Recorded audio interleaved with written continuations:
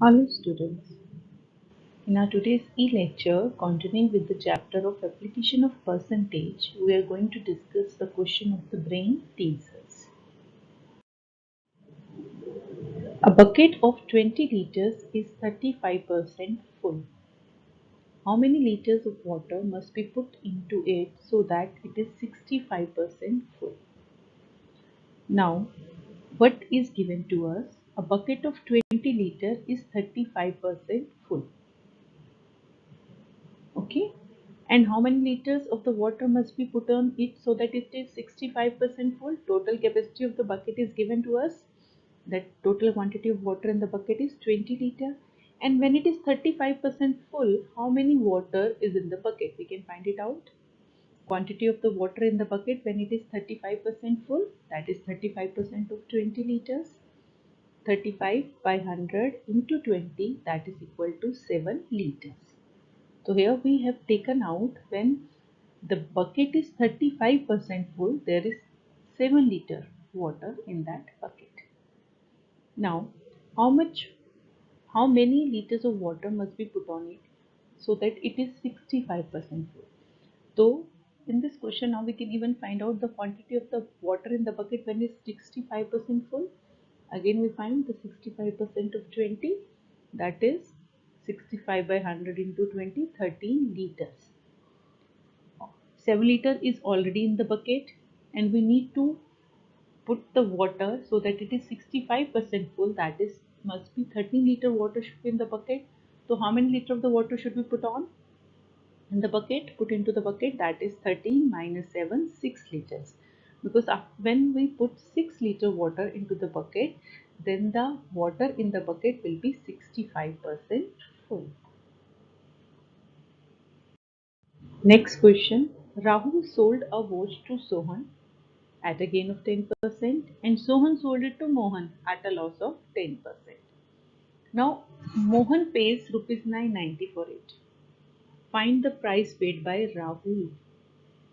Now rupees 990 is the cost price of the watch for Mohan. Mohan purchased this watch for rupees 990 from Sohan because Sohan has sold it. If Mohan has purchased it, only then when the Sohan has sold it. If 990 is the cost price of the watch for Mohan, then 990 is the selling price of the watch for Sohan. For Mohan, cost price of the watch is rupees 990, and now for the Sohan, the selling price of the watch is rupees 990. And Sohan sold it to Mohan at a loss of 10%. Now loss percent is given to us 10%. So we can find out the CP of the watch for Sohan. SP into 100 upon 100 minus loss percent. 990 into 100 upon 100 minus 10, that is 90. 990 into 100 upon 90, that is equal to 1100. Now we have taken out the cost price of the watch for Sohan. And Sohan purchased this watch from Rahul. And if Sohan, cost price of the watch for Sohan is rupees 1100, and from where he has purchased it? From Rahul. It means this 1100 is the selling price of the watch for Rahul. Now for Rahul, the selling price of the watch is rupees 1100, and Rahul sold this watch to Sohan at gain 10%. Gain percent is given to us 10%. And now we can find the CP of the watch, that is SP into 100 upon 100 plus gain percent, because in this he is having gain 10%. The formula is SP into 100 upon 100 plus gain percent, that 1100 into 100 upon 100 plus 10, that is 110. 1100 into 100 upon 110, and when you get cancel it off, the cost price of the watch for Rahul is rupees 1000, and this you have to taken out. This thing is being asked in this question. Find the price paid by the Rahul.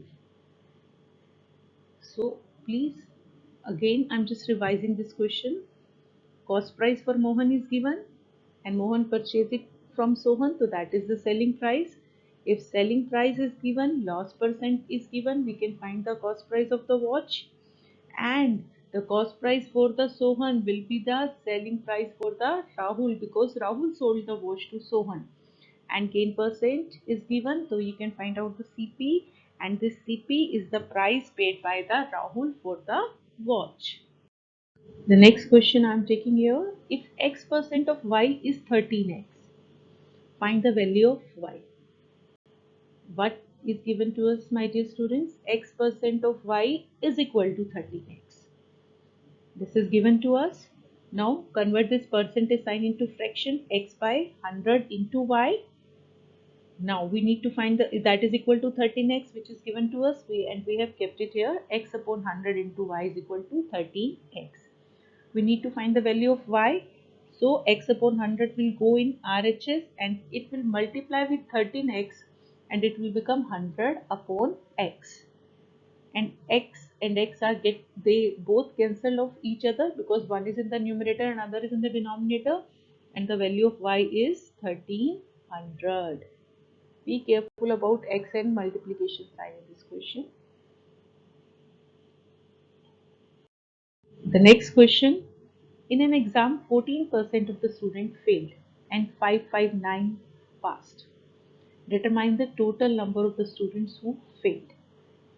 Total number of the student is not given to us. The first step is what? We have discussed this type of questions in our previous lectures. Let the total number of the students is equal to x. Now in term of percentage, what is given to us? The number of the students failed, and in number we have given the number of the student passed. So number of the student passed 559, number of the students failed 14%. So we can find out in term of percentage number of students passed, because total is 100%. So if 14% students failed, it means 100 minus 14, 86% students passed. Now we have both the things, as well as number of students passed in number as well as number of students passed in percentage. Now we are going to equate them. 86% of x is equal to 559. 86 by 100 into x, that is equal to 559. And to find the value of x, this 86 by 100, when we'll go for RHS, it will become bacha 100 by 86, and we have taken out the value of x is 650 students. Now 650 is the total number of students, and we have to find the number of the students who failed. And out of 650, if 559 students passed, so how many students are failed? 650 minus 559, that is 91 students. So home assignment for today, do brain teaser question number 1 to 5, chapter 5.